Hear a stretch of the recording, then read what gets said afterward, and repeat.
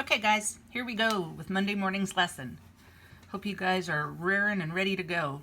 April is almost over, May is almost here. You know, I used to think that April was the longest month of the school year because we had ISATs and no spring break and no vacations, and boy howdy, I had no idea. This has been the longest month ever. And I know it's because I'm missing you guys. So anyway, so here's where we were last week. Hopefully you guys caught on to the term monomial. And we'll talk about monomials, binomials, and trinomials, and polynomials. And they're all connected to their prefix. So this prefix right here means one. If you guys have ever heard the term mononucleosis, I bet you guys have. You've probably even known somebody that's had it. It's called mononucleosis because your system gets flooded with white blood cells, and white blood cells have one simple nucleus with just some cytoplasm around it. So that's about as much as I know about science, but it's called mononucleosis because white blood cells have one nucleus. So monomial is one term, okay? And some examples of monomials are 2 or x, or 2x, or 2x squared. Okay, these are numbers and letters that are held together by multiplication. Monomial, multiplication. So once we start adding them together, then we get binomials and trinomials. But when one term stands all by itself, it's called a monomial. So there it goes. I use the word term. So 2x squared is a term. Okay, a binomial has 2 terms in it, but monomials only have 1 term. So last week we talked about what happens when we add these terms together. So 2x squared plus 5x squared. And we can do that because we have the exact same variables, with the exact same exponents. It's just that we have 2 of them here and 5 of them here. And so we have 7x squared. Okay? Let's see, what else did we have you doing last week? So hopefully, if you've got any questions about last week's lesson, just let me know. I think it went pretty well. This week, we're going to talk about the multiplication rule, or powers. We did multiplication last week.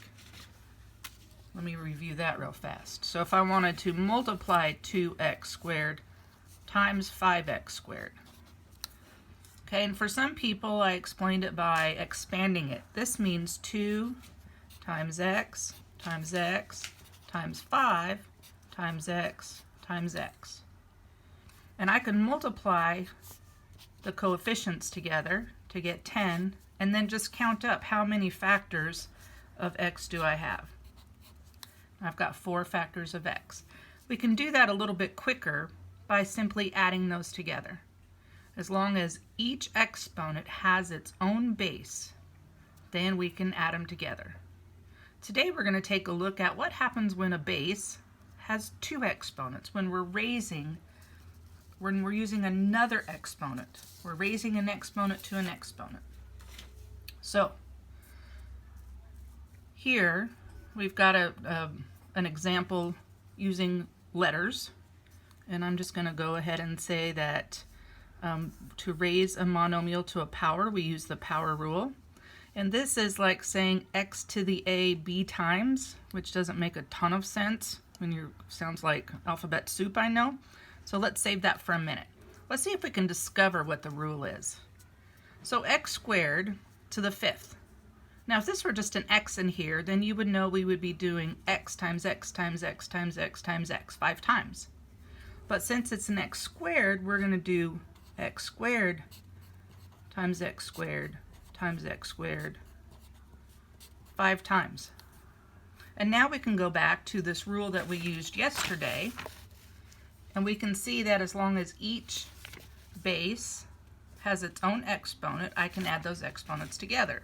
So if I've got 2x's here, 2x's here, and 2x's here, and 2x's here, and 2x's here, how many x's do I really have? I have 2, 4, 6, 8, 10. So that is x to the 10th. So if you look at the 2 and the 5, what operation did we use to get a 10? That's right, we used multiplication.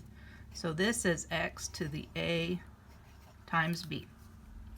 So just think of it as like a rubber stamp, okay? So let's take a look at example number 2.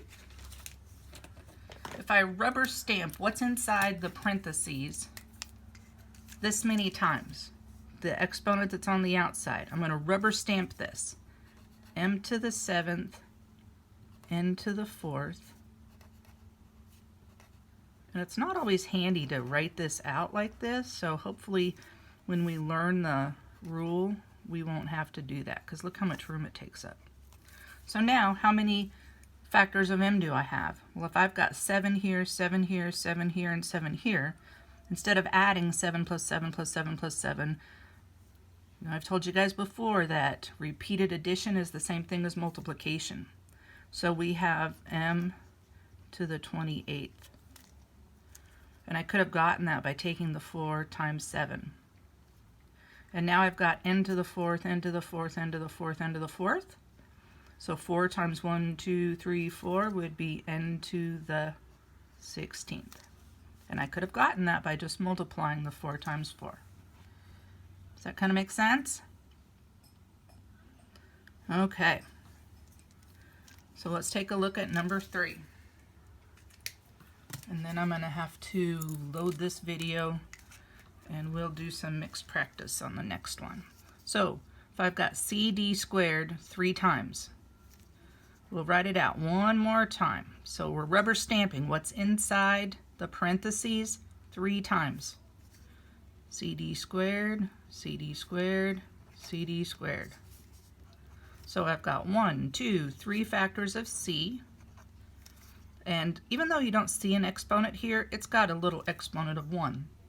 And if I multiply 1 times 3, I get 3. And then I've got 2, 4, 6. 2 times 3 is 6. Okay? So hopefully that makes a little bit of sense.